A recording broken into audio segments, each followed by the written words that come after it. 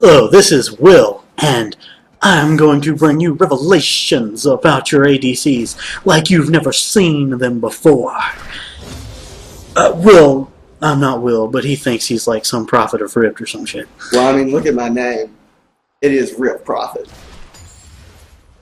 Regardless,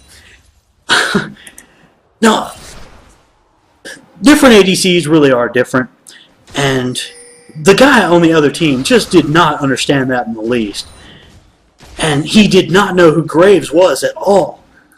Now, a little background on this game. I'm 0-1, and I've only got 105 CS at the 16-minute mark. I'm not doing very well at all, and I'm really not ahead of my team or the enemy team, hardly. But all I've got is a Bloodthirster and a Doran's Blade.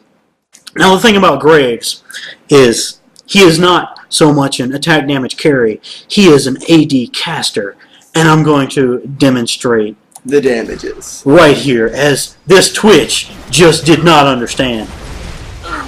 And that is the art of the Insta-Jib. Right. He did not even have a chance to flash, barrier, or just no way in hell he would go invisible before that was over.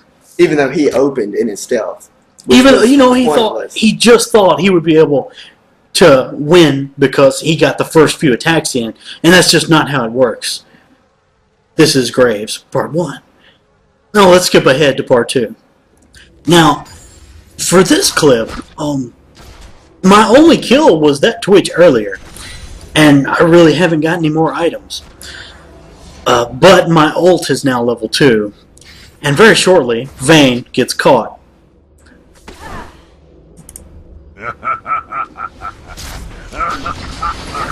Like I said, that Vayne gets caught. Now, here's the moment where I have to make a decision. I can completely bail on this fight, or I can try to pick up a kill from here. They've got 4 of their enemy team fairly low. We've got an Annie who stays alive, and that Vayne is just gone. As you can see, Tibbers doing splash damage.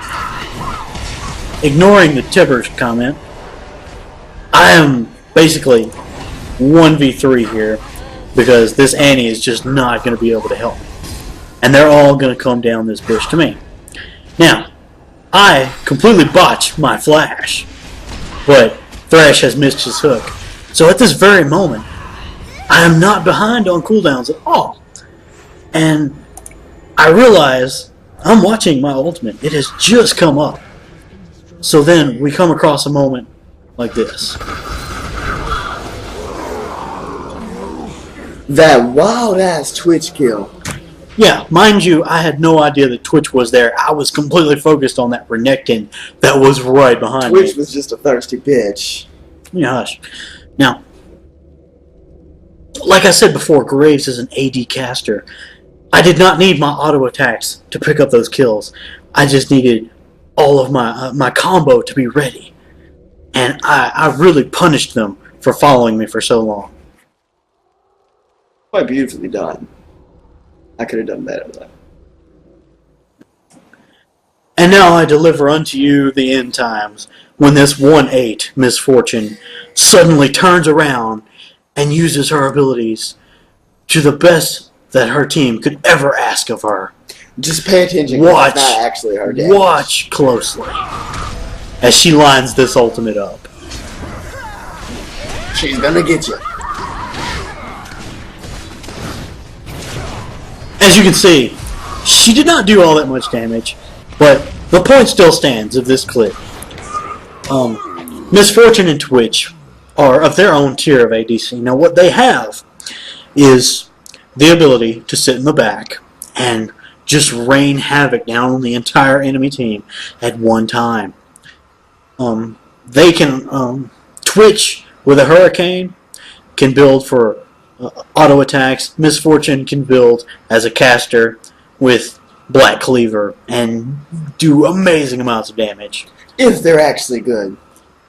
You know, like I said, but this Misfortune is 1-8, so this was a fluke. Her damage was not.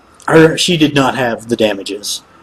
The damages. let's She continue. needed tons of damage. Let's By the continue. way. And now I give unto you the blessings that are Severe and her utility. Now, I am tired of you blaspheming my name, my righteous carry as the Rift Prophet. you can prophesy all you want for bronze.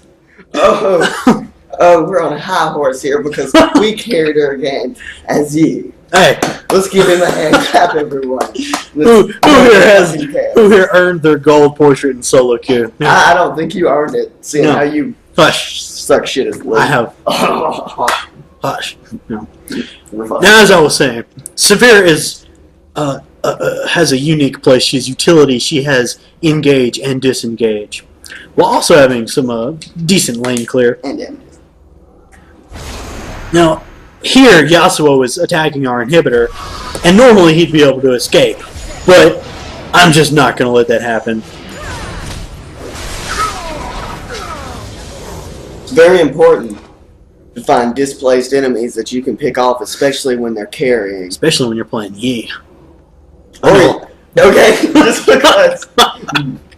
because he is open, he's really fast. And I mean, it's not even dispositioned anymore when you're playing Yi. It's just that motherfucker was too slow to keep up with the rest of his team. It's too goddamn fast. Okay, you're on the other side of the map. I'm gonna you move and I'm gonna ghost. Guess what? I'm there. You're dead. I'm gonna have to make a picture of that. We're gonna do it. We're gonna Photoshop a picture of Yi, and it's gonna say, "I don't have to outrun the Yi. I just have to outrun the rest of my team." Now, Quinn is very unique. She actually has the capability to be built as a bruiser.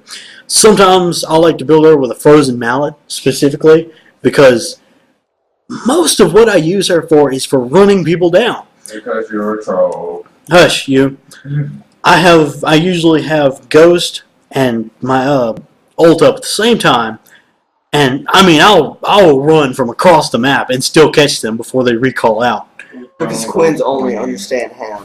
And in this particular moment, I am diving the tower because And I can kill them fast enough and get out. I did. I did Bork, and I didn't die.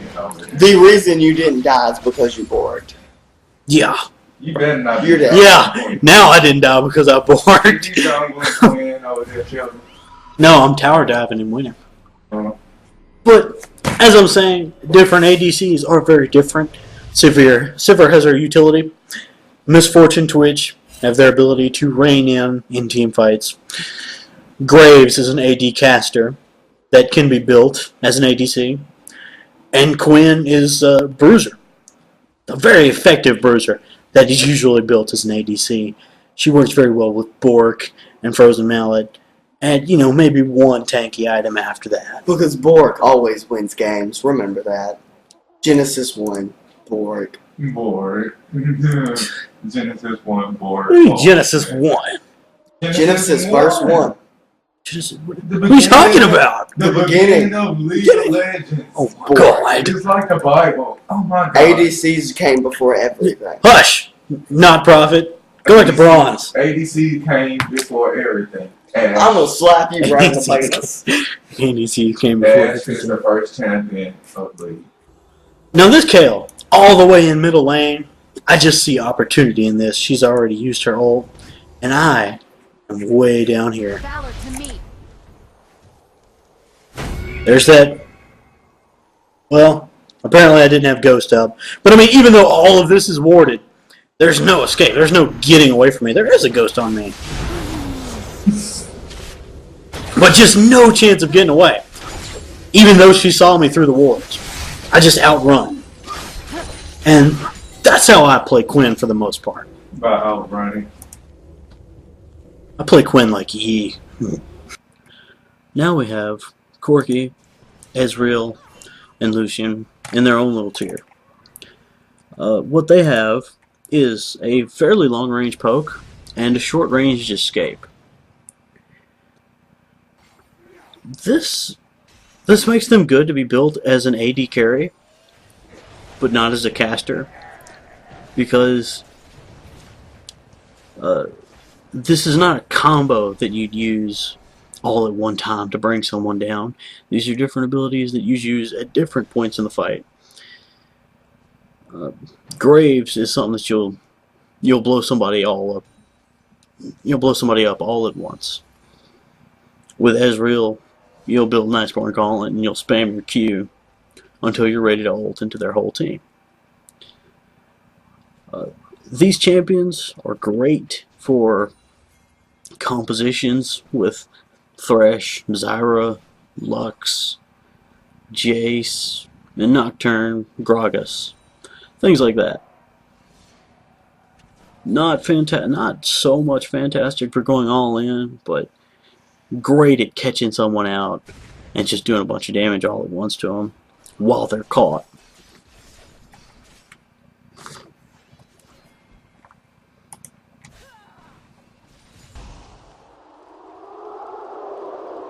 In the next installment, I will show you how to pick supports into your lane and what difference they make.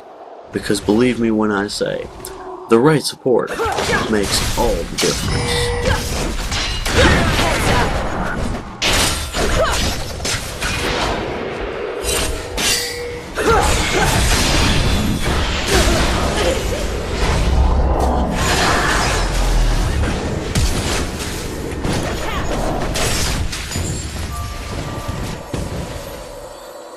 So the next time you're in Champ Select and your last pick and forced to ADC,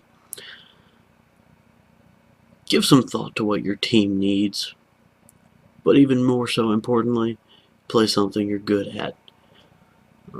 For example, I do not play Vayne because she's too short ranged and I don't make the plays with her. I get dived too easily, and I normally pick her into something that really shuts her down. Like I said, the Malphite or the Hecarim dives really strong versus her. So, play to win, guys, and pick what you know, or if you're not sure what to pick, think about what your team needs.